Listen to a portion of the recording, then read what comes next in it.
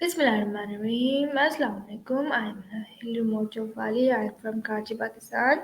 आज हमारे साथ एक बहुत ही मोअज़्ज़ज़ मेहमान मौजूद हैं जिसका नाम है काशिफ मार्बल पॉलिश वाला।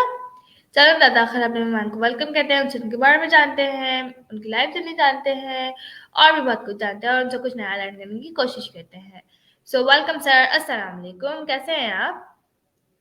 वालेकुम सलाम, शुक्र अल्हम्दुलिल्लाह। Alright sir. सर, सवाल की जाने बढ़ने से पहले आप अपना इंट्रोडक्शन कराते हैं ताकि आपको जो नहीं जानता वो भी आपको जानने लगे। नाम जो है वो काशिफ शिजाद खान है। काम जो है वो मार्बल पॉलिशिंग का करता हूँ। ताल्लुक जो है वो बुरे वाला पंजाब से है। स्टडीज़ जो है वो ग्रेजुएशन किया हुआ है। सोशल वर्कर हूँ और यूट्यूबर हूँ। यूट्यूब पे जो है वो मार्बल पॉलिशिंग का काम सिखाता हूँ। ऑलराइट सर, माशाल्लाह माशाल्लाह। तो सबसे पहले तो आप ये बताएं कि आपका नेम मार्बल पॉलिश वाला कब से हुआ? ये तकरीबन 4-5 साल से सर रेहान अल्लाह वाला ने ये करवाया था। अच्छा, तो ये आपने मार्बल पॉलिश वाला क्यों रखा? उन्होंने कहा कि आपको जो है अपने काम की ब्रांडिंग करनी चाहिए और अपने नाम का जो है उसको हिस्सा बना लेना चाहिए। तो इससे जो है एक इसकी सेल्फ ब्रांडिंग होती रहेगी। जब भी किसी को कोई आपसे कनेक्शन करना होगा तो उनके दिमाग में जो है वो आपका नाम जो है वो स्केच हो जाएगा। कि जब भी किसी को मार्बल का कोई काम चाहिए होगा या किसी दोस्त को तो वो आपको रिकमेंड करेगा। दूसरा ये नाम जो है वो सर्चेबल हो जाएगा। अगर आप काशिफ शिजात खान लिखेंगे यूट्यूब उस पे फेसबुक पे तो वो बहुत ज़्यादा आ जाएंगे। अगर आप यूनिक इसमें होगा आपका तो वो सबसे ऊपर सर्च में टॉप में आपका आएगा तो इजीली आप किसी को भी अपना नाम बताएंगे तो इजीली आपको फाइंड कर सकते हैं वहाँ उस पे फेसबुक पे। यस सर, आपने बिल्कुल ठीक कहा। Thank you so much sir for your answer. अच्छा सर, अब आप मुझे ये बताएं, आपका ताल्लुक तो बुरे वाला से है लेकिन अभी आप दुबई में रह रहे हैं, तो आपका बुरे वाला से दुबई तक का कैसा सफर रहा? क्यों गए आप वहाँ? हाँ, आपको आवाज़ मेरी क्लियर आ रही है? जी सर, बिल्कुल क्लियर है। ओके। बुरे वाला में जो है मैं काम कर रहा हूँ 20 साल से मार्बल पॉलिशिंग का। 2003 में मैंने ये काम शुरू किया पार्ट टाइम। और वहाँ जो है हम पाकिस्तान में बहुत पुरानी मशीनरी जो है वो इस्तेमाल कर रहे हैं। जैसे कि पाकिस्तान हर फील्ड में जो है वो बहुत पीछे है दूसरी दुनिया से। तो पॉलिशिंग में भी पाकिस्तान जो है फ्लोर पॉलिशिंग में भी पीछे है। तो मैंने ये मशीन देखी दुबई में जो अभी मैं यूज़ कर रहा हूँ। ये देखी थी मैंने फेसबुक पे 2013 में। तो मैंने एक दिन सोचा कि मैं ये मशीन एक दिन लाजमी यूज़ करूँगा, चलाऊँगा, मुझे शौक था। वो बहुत लेटेस्ट मशीन है। मैं आपको बाद में अगर आप इंटरेस्टेड हों तो मैं आपको लिंक भी भेज दूँगा यूट्यूब का, वहाँ आप देख लीजिएगा। तो वो जब मैंने देखी तो मैंने ड्रीम बना लिया उस मशीन को कि ये मशीन एक दिन यूज़ करूँगा। जब मैंने उसके कॉन्टैक्ट किया वो इटली की मशीन थी। तो पाकिस्तान में वो उसकी कीमत 2013 में तकरीबन 36 लाख रुपया थी। तो मैंने कहा ये तो पॉसिबल ही नहीं है, 10 रुपए पर स्क्वायर फुट जो है हम चार्ज करते हैं और 36 लाख की मशीन हम कैसे लेके ये ऐसा काम कर सकते हैं 10 रुपए वाला। तो वो फिजिबल ही नहीं था। फिर भी मैं हिम्मत नहीं हारी, मैंने कहा लाजमी एक ना एक दिन तो ये मशीन मैं चला के छोड़ूंगा क्योंकि मुझे वो पसंद आ गई थी। तो मुझे अपने काम से इश्क है, मुझे अपना काम पसंद है और अपना काम पैशन से करता हूँ। तो मैंने उसको अपना ड्रीम बना लिया और ड्रीम बना के मैंने छोड़ दिया। मैंने उसके लिए किया कुछ नहीं, बस ये सोच लिया कि एक दिन ये हो जाएगा। जब मुझे जो है किसी ने दुबई से रब्ता किया कि आप मेरे साथ जो है वो पॉलिशिंग का काम करेंगे। मैंने कहा जब मैंने उसकी मशीनें देखी तो मैंने कहा हाँ। तो मैंने सोचा आज मेरा जो है ख्वाब 10 साल बाद पूरा होने जा रहा है, तो फिर मैंने हाँ कर दी। तो मैंने कहा नई मशीनरी सीखूंगा, नए टूल सीखूंगा, नई टेक्नोलॉजी सीखूंगा और मेरी वर्थ बढ़ जाएगी, मेरी स्किल्स भी बढ़ जाएंगी। तो इसलिए फिर मैं दुबई आया। और ये है मेरा बुरे वाला से दुबई का सफ़र। बहुत मैं यहाँ अपने काम को एंजॉय कर रहा हूँ और बहुत सी नई चीज़ें, काम के अलावा भी बहुत सारी नई चीज़ें मैं सीख रहा हूँ। मुख्तलिफ एग्जीबिशन में मैंने यहाँ शिरकत की, जब एग्ज़िबिशन होती थी तो मुख्तलिफ, क्योंकि मैं वर्ल्ड वाइड कम्युनिटी मैंने ऐड की हुई है फेसबुक पे पॉलिशिंग के रिलेटेड। मुझे यूएसए से इनविटेशन आते थे, चाइना से इनविटेशन आते थे, इटली से इनविटेशन आते थे, मुख्तलिफ फेयर्स के ना, एग्ज़िबिशन्स के, मार्बल के रिलेटेड, जो स्टोन के रिलेटेड होते थे। लेकिन वो मेरे बस में नहीं होता था वहाँ जाना, क्योंकि मेरे पास इतना पैसा नहीं होता था, और वीज़ा जो है, और टिकट्स इतने महँगे, और होटल रिज़र्वेशन, तो वहाँ मुमकिन नहीं था। और उस वक़्त भी बहुत दिल करता था कि मैं किसी एग्ज़िबिशन में जाऊँ। तो यहाँ आके मैंने अपना वो ख़्वाब भी पूरा किया। मैं रिसेंटली 2 एग्ज़िबिशन में यहाँ पर, एक में मैंने कल भी पार्टिसिपेट किया है, एक 5-6 दिन पहले उसमें पार्टिसिपेट किया है। तो ये 2 एग्ज़िबिशन भी अटेंड की, मेरा ये ख़्वाब भी पूरा हो गया। और दुबई घूमने का भी शौक था, तो साथ-साथ में वो भी मैं ऐसा-ऐसा टाइम निकाल के या काम से छुट्टी करके वो चला जाता हूँ। अभी 2 साल इधर हूँ, तो इंशाल्लाह और भी चीज़ें सीखेंगे, और भी चीज़ें एक्सप्लोर करेंगे, दुबई को भी एक्सप्लोर करेंगे इंशाल्लाह। तो ये मेरा सफ़र रहा। इंशाल्लाह, इंशाल्लाह, माशाल्लाह सर। अच्छा सर, अब आप मुझे ये बताएँ कि आपका क्या आप फ्यूचर का आपका क्या प्लान है? लाइक आपने दुबई में रहना है या फिर दुबई से सीख कर आके पाकिस्तान में सिखाना है, इस तरह का कोई प्लान है आपका? मेरा जो नेक्स्ट ड्रीम है वो है यूरोप जाने का या यूएसए जाने का। इंशाल्लाह कोशिश करूँगा कि मैं किसी यूरोपियन कंट्री में चला जाऊँ या यूएसए चला जाऊँ। तो उसके बाद जो मैं सीखूँगा उसको मैं पाकिस्तान में भी जो है वो सिखाऊँगा, ठीक है। लेकिन अभी मुझे कोई फ़ायदा नहीं होने वाला अगर मैं पाकिस्तान आऊँगा ना, तो फ़ाइनेंशियल कंडीशन ठीक नहीं है मुल्क की, और पर कैपिटा इनकम भी लो है पाकिस्तान में। तो पाकिस्तान में काम करना इतना फ़ायदेमंद नहीं है। तो अगर मैं यूरोप में काम करूँगा तो मैं बहुत ज़्यादा पैसा कमा सकूँगा, और वहाँ मेरा पर कैपिटा इनकम भी ज़्यादा होगा, किसी भी यूरोपियन कंट्री में या यूएसए में। तो 2 टारगेट है मेरे, या यूएसए या यूरोप। यूरोप का कोई भी कंट्री हो, स्पेशली इटली इसमें है, और नीदरलैंड, और ऑस्ट्रेलिया, इस तरह के। ऑस्ट्रेलिया तो और कॉन्टिनेंट में चला गया ना। तो लेकिन ये 3-4 कंट्रीज़ में मेरा काम बहुत ज़्यादा है। जहाँ मेरा काम ज़्यादा होगा ना, मैं उस कंट्री में जाऊँगा। इटली में है काम काफ़ी, ऑस्ट्रेलिया में बहुत अच्छा है, कनाडा वगैरह में भी है, नीदरलैंड में काफ़ी ज़्यादा काम है। तो इन इन कंट्रीज़ में चला जाऊँगा, किसी में भी। जर्मनी में भी बहुत डिमांड है इस काम की, बहुत ज़्यादा डिमांड है।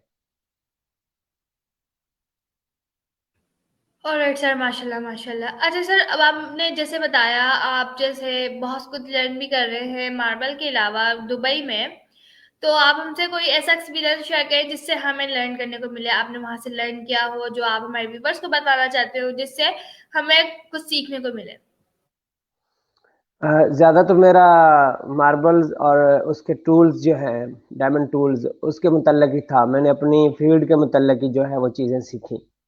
उसके अलावा बस यहाँ एक, क्योंकि बड़ी एग्ज़िबिशन थी, वहाँ दूसरी चीज़ें भी थी, गारमेंट्स भी था, हाउस होल्ड चीज़ें भी थी, इलेक्ट्रॉनिक्स भी, और जो है इसके अलावा मुख्तलिफ चीज़ें थी, शूज़ भी, बैग्स भी, बेशुमार चीज़ें थी, फर्नीचर, इस तरह का भी मैं फिर पूरा चीज़ें एक्सप्लोर की, वो नई चीज़ें थी मेरे लिए।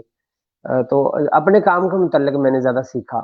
तो और काफ़ी बड़ी बिज़नेस अपॉर्च्युनिटी थी, अगर किसी के पास इन्वेस्टमेंट हो, तो एग्ज़िबिशन में आके और यहाँ से कोई कॉन्ट्रैक्ट्स वग़ैरह ले सकता है, मुख्तलिफ कंपनी से कनेक्शन बना सकता है, और होलसेल पे जो है उनसे चीज़ें खरीद के अपना कारोबार शुरू कर सकता है। तो ऐसी एग्ज़िबिशन्स में जो है लाज़िमन शिरकत करनी चाहिए। आपको बहुत ज़्यादा जो है अपॉर्च्युनिटीज़ मिलती हैं।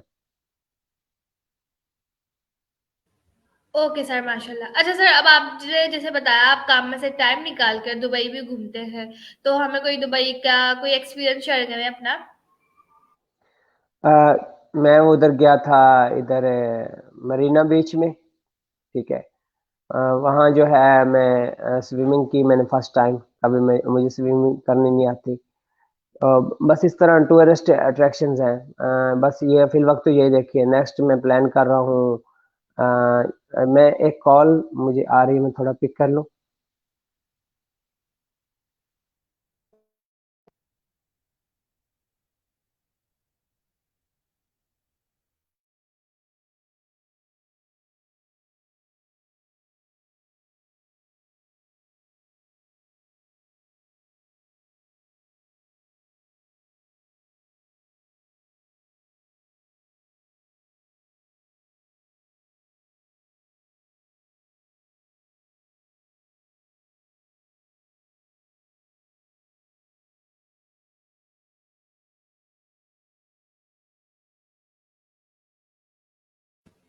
जी सर।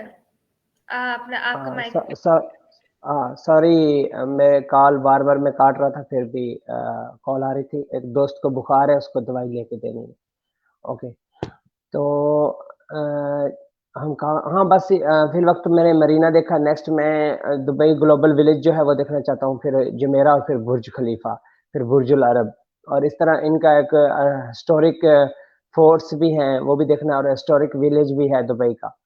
बहुत हिस्टोरिक, तो ये चीज़ें नेक्स्ट प्लानिंग करता मैंने रखी हुई हैं। और फिर स्काई डाइविंग करनी है, और फिर सी डाइविंग करनी है, और इसके अलावा जो है बुर्ज खलीफा के टॉप पे जाना है, लास्ट उसका जो लास्ट स्टोरी है ना, उसके एंटीना के जहाँ उसका एंटीना है लास्ट, वहाँ मैं जाना चाहता हूँ, उसका आखिर देखना चाहता हूँ कि वहाँ से दुबई कैसा दिखता है।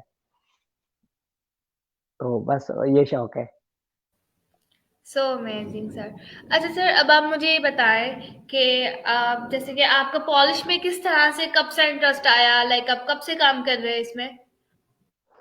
पॉलिश मैंने शुरू किया था ये काम 2003 में, जब मैं 8th क्लास में पढ़ता था। तो हमारे यहाँ इधर पंजाब में 3 महीनों की छुट्टियाँ होती हैं गर्मियों की। तो उसमें हमें होमवर्क मिलता है बहुत ज़्यादा, और लिखने का भी, याद करने के लिए भी। तो हम वो नहीं करते थे, हम क्रिकेट बहुत ज़्यादा खेलते थे दोनों भाई ना, मैं और मेरा छोटा भाई। तो सुबह जब अब्बू काम पे चले जाते, अब्बू भी यही काम करते थे, मार्बल पॉलिश का। तो जब वो घर से निकलते तो हम पीछे से बैट लेके क्रिकेट खेलने चले जाते। तो हम 3-4 दिन 5 दिन खेलते रहे। अम्मी बार बार कहती कि होमवर्क लिखो, तो करो। हम कहते बहुत दिन पड़े हैं, कर लेंगे, अभी तो 3 महीने पड़े हैं, कर लेंगे। जब उसने देखा कि ये नहीं लिखते, तो उसने अब्बू को बता दिया कि ये नहीं लिखते, ना याद करते हैं, सारा दिन सुबह निकलते हैं, और जब आप आते हो तो उससे 10-15 मिनट पहले ही इनको पता होता है टाइम का। तो ये आ जाते हैं आपके आने से पहले, ताकि अब्बू को पता नहीं चले कि सारा दिन क्रिकेट खेलते रहे। तो बता दिया, फिर अब्बू ने कहा या पढ़ो या काम करो, बस इसके अलावा कुछ नहीं। तो तुम पढ़ते नहीं हो, तो इसलिए काम पे चलो। तो वहाँ जो है हेल्प, जो कारीगर है उसकी हेल्प करना, पानी मशीन में डालना, जो घिसाई का जो वो मलबा वगैरह होगा, तो उसको साफ करना वाइपर से, तो उसकी हेल्प करना, ताकि हमारा काम ज़्यादा होगा। तो इस तरह जो है मैं वो एज़ ए हेल्पर जाता रहा, लेकिन मैं तो इस काम में नहीं जाना चाह रहा था ना। तो ऐसे मतलब एज़ ए हेल्प, अब्बू ने, ज़ाहिर है अब्बू कहेंगे तो जाना तो पड़ेगा ना। तो फिर वो गया, तो उधर मैंने काम सीख लिया 2 से 3 दिन में। उसको मैं देखता रहा ये क्या करता है, मशीन को गौर से देखता रहा, क्योंकि इसके स्टेप होते हैं, ये पूरा एक साइंटिफिकली एक सिस्टम है। तो उसको मैं देखता रहा, ये मशीन कैसे चला रहा है, उसमें कैसे अब्राज़िव वगैरह कैसे चेंज कर रहा है, क्या क्या स्टेप होते हैं, वो मैं पूछता भी रहा, देखता भी रहा खुद भी। तो देखने से ही मुझे उसका कुछ समझ आ गई कि कैसे चलाना है। तो इसी तरह मैं उसको चलाना, मैं मॉर्निंग में गया तो शाम 3-4 बजे मैंने उसको कहा कि मैंने मशीन चलानी है। कहता कि तुम नहीं चला सकोगे। मैंने कहा नहीं, मैं चलाऊँगा, मैं चला सकता हूँ। कहता तुम सिर्फ़ ये वाइपर लगाओ और पानी डालो मशीन में, बस। मैंने कहा नहीं, मैंने चलाना है, मुझे शौक है। तो मैंने चलाई, तो मैं चला लिया मैंने उस मशीन को। तो एक दिन उसने 3-4 दिन बाद उसने छुट्टी की, पता नहीं क्यों, कुछ वजह वजह नहीं। तो मैंने अब्बू को कहा मैं करूँगा ये काम, मैं कर सकता हूँ। तो अब्बू ने कहा आपको आता है? मैंने कहा हाँ, मैंने सीख लिया है 2 से 3 दिन में। उसने कहा 2 से 3 दिन में कैसे सीख सकते हो? मैंने कहा सीख लिया, बस मैं चलाऊँगा मशीन। फिर मैंने वो पॉलिश मैंने किया था फिर। काफ़ी काम था, एक सेन था, इस तरह लॉबी थी, वो सारा एरिया मैंने खुद किया फिर अकेले। उस वक़्त 13-14 साल उम्र होगी। तो ऐसे फिर इस फ़ील्ड में आ गया। फिर गर्मियों की छुट्टियाँ, फिर सर्दियों की छुट्टियाँ, फिर जैसे 9th किया, मैट्रिक किया, फिर एफ़ए किया, बीए किया। जैसे-जैसे एग्ज़ाम होते थे, उसमें भी हमें काफ़ी टाइम मिलता है ना। एग्ज़ाम के बाद हमारा रिज़ल्ट 2 से 3 महीने बाद आता है। वो भी मैं लगाता था, और 15 दिन सर्दियों की छुट्टियाँ भी, संडे भी। फिर अब्बू मुझे संडे को भी नहीं छोड़ते थे। तो मैं इस काम में लगा रहा। तो 2010 में मैंने बीए कर लिया। तो मेरा माइंड जो है वो 2006-7 से थोड़ा चेंज हो गया, जब मैं एफए कर रहा था, कि मैंने कोई जॉब शॉब नहीं करनी, बस मैंने पढ़ना है, वो ठीक है। पढ़ना ठीक है, लेकिन जॉब नहीं करूँगा कोई भी, किसी डिपार्टमेंट में भी। लेकिन अब्बू की ख्वाहिश थी कि ये पढ़ लिख के कहीं आर्मी में जाए या पुलिस में जाए या वापडा में या कुछ भी टीचर बन जाए, कुछ भी। लेकिन मेरा दिल से कुछ ऐसा नहीं था। मैं सिर्फ़ पढ़ना चाहता था ताकि मुझे कुछ इल्म आ जाए, ताकि मुझे पढ़ना-लिखना आ जाए। तो इसलिए मैं पढ़ रहा था। लेकिन हमारे यहाँ तो जॉब पढ़ते इसलिए हैं कि कोई जॉब करेंगे। तो किसी डिपार्टमेंट में लगेंगे, किसी बैंक में लगेंगे या कोई गवर्नमेंट या प्राइवेट सेक्टर में जाएँगे। तो लेकिन मैं अपने दिल से इसलिए पढ़ रहा था कि मुझे थोड़ा नॉलेज आ जाएगा, मैं चीज़ों को समझ सकूँगा, मेरा विज़न थोड़ा क्लियर हो जाएगा, मेरे थॉट्स थोड़ी क्लियर हो जाएँगी, मेरा दिमाग थोड़ा एक्सपैंड हो जाएगा। तो इसलिए मैं तो पढ़ रहा था। लेकिन मैं ये तो बता तो नहीं सकता था अब्बू को, उनको समझ भी नहीं आनी थी। उन्होंने कहा ये पागल हो गया, ये ऐसे ऐसे कैसे होता है कि आप बगैर नौकरी के आपने नौकरी नहीं करनी, तो क्यों पढ़ रहे हो फिर आप? तो लेकिन मैं अपने आप से ये मतलब सोचता था अपने आप में कि मैं पढ़ लिख के कोई काम करूँगा अपना। तो 2010 में फिर मैंने फाइनेंशियल कंडीशन इतनी अच्छी नहीं थी हमारी, तो फीसेस वगैरह यूनिवर्सिटी की पे नहीं कर सका, वरना मैं पढ़ना चाहता था पीएचडी तक। मुझे पीएचडी हिस्ट्री करने का शौक था। बहुत शौक लग गया मुझे बीए में ना और एफए में कि मैंने नेक्स्ट यहाँ पीएचडी लेवल तक जाना है। इसमें मैं किसी फॉरेन कंट्री से पीएचडी कर लूँगा हिस्ट्री में। मे बी जर्मनी से, मे बी किसी भी कंट्री से, फ्रांस से। मेरे टीचर कहते थे, "हम आपको फ्रांस से वो पीएचडी हिस्ट्री करवाएँगे, ठीक है? आप मतलब ये इधर से ग्रेजुएशन करो, फिर यूनिवर्सिटी जाओ, तो फिर फ्रांस चले जाना।" तो लेकिन फ्रांस क्या, मैं तो यूनिवर्सिटी भी नहीं जा सकता था, मतलब इतनी फीस के लिए पैसे भी नहीं थे, हॉस्टल फीस के लिए नहीं थे। तो फिर मैंने सोचा कि अब मुझे डिसकंटिन्यू करना पड़ेगा। तो फिर मैं 2010 में मैंने बीए कर लिया, फिर मैं इसी काम में लग गया। तो फिर बस काम करता रहा, लेकिन उस वक़्त भी इतना दिल से नहीं करता था। टाइम पास करता था कि अब मजबूरी है, काम नहीं करूँगा तो घर तो अब वो नहीं रहने देगा ना, जॉब भी नहीं करता, काम भी नहीं करता, तो ऐसे थोड़ा हो गया। तो फिर मजबूरन मुझे काम पे जाना पड़ता था, लेकिन मैं मजबूरन जाता था, मैं कहता था किसी तरह शाम हो और मैं घर को जाऊँ बस, खलास। और मुझे कंप्यूटर चलाने का बहुत शौक था, मैं आके शाम में मेरा यही मशगला होता था कि कंप्यूटर पे मूवीज़ देखना, सॉन्ग सुनना, बस इस तरह के कुछ ड्राइंग वगैरह बनाना, इस तरह खेलता रहता था कंप्यूटर के साथ, बहुत ज़्यादा क्रेज़ी था। 72-72 घंटे भी कंप्यूटर चलाता था। इवन इवन सारी रात कंप्यूटर चलाता रहता और सुबह उठ के काम पे चला जाता, नो रेस्ट, नो स्लीप। तो इतना शौक क्रेज़ी था कंप्यूटर के हवाले से। कंप्यूटर में मुझे मतलब बहुत अच्छा दिल बहुत लगता था इंटरनेट में और कंप्यूटर में। तो फिर जब मैंने कंप्यूटर पे जो है वो अपने काम को सर्च करना शुरू किया, तो इमेजिन करें कि मैंने बीए किया हुआ था और मुझे ये भी नहीं पता था कि मेरे काम को कहते क्या हैं, कि मेरे काम की टर्म क्या यूज़ होती है। हम तो इसे रगड़ाई का, घिसाई का काम कहते थे ना, तो मुझे तो ये भी नहीं पता था कि इसको कहते क्या है। बस किसी ने पता नहीं मैंने क्या लिखा, मुझे कुछ पता नहीं है। वो गूगल ने खुद ही वो सजेशन देता है शायद आपको नीचे। मैंने मार्बल लिखा होगा शायद, तो वहाँ कहीं वो आ गया मार्बल ग्राइंडिंग एंड पॉलिशिंग। तो जब मैंने वो क्लिक किया तो वो मेरा काम आ गया। मैंने कहा अच्छा इस काम को तो ग्राइंडिंग एंड पॉलिशिंग कहते हैं। इमेजिन करें कितना सादा था मैं और कितना मतलब कुछ पता नहीं था, बीए किया हुआ था, लेकिन ये नहीं पता था इस काम को ग्राइंडिंग एंड पॉलिशिंग कहते हैं।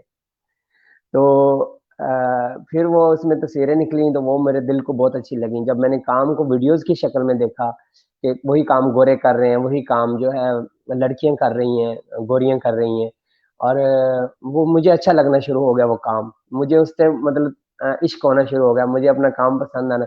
मुझे लगा कि ये काम बहुत अच्छा काम है, मतलब इसको गोरे करते हैं तो बड़ा रिस्पेक्ट वाला नहीं, काम तो रिस्पेक्ट वाले सब होते हैं।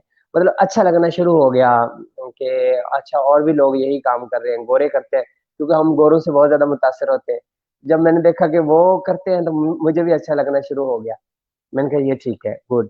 और जब मैंने वो गोरियाँ देखी तो मैंने कहा ओह! इनकी तो लड़कियाँ भी यही काम करती हैं, ये तो और अच्छा है। तो मैं किसी ऐसी लड़की से शादी करूँगा जो ये काम करती होगी। तो इस तरह के मतलब वो ड्रीम्स बना लिए ना। तो फिर मैंने मलेशिया में ये काम देखा, इंडोनेशिया में वो कर रहे थे, बहुत अच्छा लगा। वो तस्वीरें सेव कर ली अपने कंप्यूटर में, वीडियोज़ कर ली, उस वक़्त मेरे पास डायल अप होता था। एक एक एक जो है 2 मिनट का वीडियो जो है डेढ़ घंटे में डाउनलोड होता था और उस वक़्त उसके एमबी भी 15-20 होते थे, इतना हाई स्पीड इंटरनेट होता था, डायल अप पीटीसीएल होता था। उसकी उसकी ज़्यादा से ज़्यादा स्पीड 17 केबी 17 केबी आती थी, बस जस्ट। अब तो हमारा 800 केबी पे चल रहा होता है, 1 एमबीपीएस पे चल रहा होता है, इतना हाई स्पीड इंटरनेट है हमारे पास। अभी तो वीडियो ऐसे डाउनलोड हो जाते हैं। तो वो वीडियो डाउनलोड करके छोड़ता था, और कभी उसमें बिजली चली जाती थी तो वो फिर रिज्यूम होता था, और महँगा भी होता था वो इंटरनेट बहुत। अ, 20 मिनट के दौर पे कटते थे, और मुझे कुछ थोड़ा-सा ₹100 मिलता था हफ्ते का, और मैं वही रिचार्ज करता था उससे, उसका।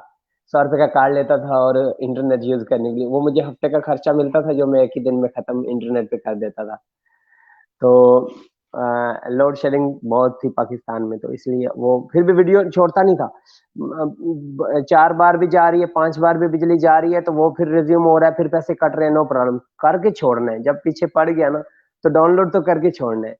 ये ऐसी नेचर है, शुरू ही में कुछ भी जिस काम के पीछे पड़ जाऊँ, जब तक वो हो ना, तो उसकी जान छोड़ता नहीं हूँ, हार नहीं मानता, चाहे जितनी हर्डल्स आ जाए, जितने पापड़ बेलने पड़े, उसका कुछ भी मुझे पे करना पड़े। तो ये बिल्ट इन है मेरे अंदर, अल्लाह ताला ने ये रखा हुआ है कि मैं एक काम को 1000 बार भी कर सकता हूँ, 2000 बार भी कर सकता हूँ, मैं रुकूँगा नहीं जब तक मैं उसका एंड रिजल्ट नहीं लूँगा। ये है मेरे साथ, ऐसा है। तो ये मुझे इस पे वो अल्लाह का बहुत ज़्यादा मैं शुक्रगुज़ार हूँ कि उसने मेरे अंदर ये आदत रखी कि मैं हार नहीं मानता, किसी भी चीज़ से। और दुबई में भी मैं कोशिश कर रहा था पिछले कितने साल से, 4 साल से आने की, कि मैं 2019 में जो है इधर आना चाहता था, लेकिन पॉसिबल नहीं था, मेरे पास इतने पैसे नहीं थे। तो मैं बहुत स्ट्रगल कर रहा था कि किसी तरह मैं दुबई चला जाऊँ, पाकिस्तान से थोड़ा निकल जाऊँ मैं कुछ टाइम के लिए। तो लेकिन मुमकिन नहीं हुआ, आखिर अल्लाह ताला ने मुझे कामयाब किया 2023 में, 4 साल बाद जो है मेहनत लाई। मेरे पास काफ़ी सारे ऑफ़र्स आ रही थी, लेकिन मुझे सैलरी कम दे रहे थे। मुझे बहरीन से ऑफ़र आ रही थी, कुवैत से आ रही थी, कतर से मतलब मिडल ईस्ट पूरे से आ रही थी, सऊदी अरब, दुबई से भी इवन आ रही थी, लेकिन सैलरी मुझे कम दे रहे थे। मैंने कहा 1-2 फ़ायदे उठाना चाहता था। मैंने कहा एक थोड़ा अच्छी सैलरी मिले, कोई फ़ायदा तो हो। ये तो ना हो कि वो सारी खाने में ही चली जाए और बस फ़ायदा क्या हो? ताकि कुछ सीखें भी सही और कुछ फ़ायदा भी हो आपको। तो दोनों चाह रहा था मैं। तो अभी अल्लाह ताला ने मुझे कामयाब किया 2023 में। इसमें भी मुझे बड़ी हर्डल्स आई। विज़िट वीज़ा पे आया तो एक बार मुझे एफआईए ने रोका इधर पाकिस्तान में, क्योंकि विज़िट वीज़ा पे जो है उसका वन साइड टिकट था। तो कंपनी ने वन साइड करवाया हुआ था, तो विज़िट पे तो 2 साइड टिकट होता है, रिटर्न भी। तो अभी देश में भी मुझे बड़े प्रॉब्लम रहे, और फिर मुझे दोबारा फिर कंपनी ने 2 साइड टिकट भेजा। तो दोबारा मुझे दुबई एयरपोर्ट पे इनका इमिग्रेशन ने रोक लिया, दुबई इमिग्रेशन ने, कि फिर दोबारा विज़िट पे ही था। अब उन्होंने फिर कहा कि आप होटल बुकिंग दिखाएँ। तो मेरे पास तो होटल बुकिंग नहीं थी, मुझे तो कंपनी बुला रही थी, अकोमोडेशन तो उन्होंने देना था। और मेरे पास इनके जो इन्होंने जो अब वो रखा हुआ है, एक स्टैंडर्ड रखा हुआ है, एक रिक्वायरमेंट रखी हुई है करेंसी की, वो भी मेरे पास पूरी नहीं थी। तो वो भी दोनों में उन्होंने 2 क्वेश्चन किए मुझसे कि कितने पैसे हैं आपके पास और होटल बुकिंग दिखाओ, तो दोनों रिक्वायरमेंट मीट नहीं थी। उन्होंने मुझे डिपोर्ट कर दिया। तो रात 10 बजे लैंड किया और सुबह 5 बजे वापस उन्होंने पाकिस्तान भेज दिया। तो फिर दिल बड़ा टूटा, लेकिन फिर हिम्मत नहीं हारी, और जब बैठा अम्मी के पास तो अम्मी ने कहा अब नहीं जाना, बस छोड़ो। मैंने कहा नहीं मैं जाऊँगा, मैं नहीं छोड़ूँगा, मैंने जाना है बस। फिर भाई ने भी छोटे ने कहा छोड़ो, खली-वली करो, दफ़ा करो, नहीं जाना, बस इधर पाकिस्तान रहो। मैंने कहा नहीं मैं जाऊँगा, मैं नहीं छोड़ूँगा, मैं जाऊँगा, लाज़िम जाऊँगा। दोबारा फिर उन्होंने मेरा डायरेक्ट वर्क वीज़ा लगाया 2 साल का, और फिर मुझे किसी ने नहीं रोका, किसी ने नहीं पूछा, क्योंकि मैं विज़िट पे नहीं था। फिर नहीं उन्होंने पूछा कि आपके पास होटल बुकिंग दिखाओ, और ये मतलब दुबई आने में दोबारा भी हर्डल्स हुई 23 में भी। 4 साल तो पहले का स्ट्रगल कर रहा था, नहीं हुआ, 23 में फिर बार-बार नाकाम हो रहा था, 2 बार नाकाम हुआ, तीसरी बार फिर कामयाबी दी अल्लाह ताला ने। तो जो भी मुझे मिलता है, इतना पापड़ बेल के और इतना स्ट्रगल करके ही मिलता है हमेशा, मेरे साथ ऐसे ही होता है। और मैं एन्जॉय भी करता हूँ, ये अच्छा लगता है। जब आप नाकाम हों 3-4 बार या क 1000 बार, कितनी बार, तो उसके बाद सक्सेस मिले तो अच्छा लगता है। और स्ट्रगल के बाद सक्सेस मिले तो और ज़्यादा मज़ा आता है। तो मुझे तो चीज़ें हमेशा स्ट्रगल के बाद ही मिली हैं, बहुत ज़्यादा स्ट्रगल करनी पड़ी है, ईज़िली मुझे कुछ नहीं मिला। माशाल्लाह दैट्स ग्रेट सर, आपने बहुत अच्छी हमें एक अपना एक्सपीरियंस शेयर किया, बहुत ज़्यादा मोटिवेशन मिलती है आपसे। और मैंने तो ये सीखा कि आपसे कि आप जो है किसी चीज़ के पीछे पड़ जाए तो जब तक वो एंड नहीं होता आप करते रहते हैं कोशिश। तो मैंने आपसे यस, सीखा कि कुछ भी अगर हमें करना है, अगर हम उसके चाहते हैं ये हम करें तो उसके पीछे लग जाए और उसे करते रहें। तो बहुत अच्छा लगा सर आपसे मिलकर, बात करके, और बहुत कुछ लर्न किया आपसे, और भी बातों से मैंने लर्न किया। सो लास्ट में आप क्या एडवाइस देना चाहेंगे? लास्ट में एडवाइस तो यही है कि कामयाबी जो है वो आपको प्लेट में रख के नहीं दी जाती। उसके लिए आपको पापड़ बेलने पड़ते हैं, खून पसीना एक करना पड़ता है, स्ट्रगल होती है आपकी बहुत ज़्यादा। हर्डल्स आती हैं, उसमें फाइनेंस भी आपको लगाना पड़ता है, आपको अपना एफर्ट भी पुट करनी पड़ती है। पैसे से ज़्यादा आपकी एफर्ट मैटर करती है। और मैंने ये भी अपनी लाइफ एक्सपीरियंस से सीखा है कि आप रिसोर्सेज़ पे बिलीव ना करें।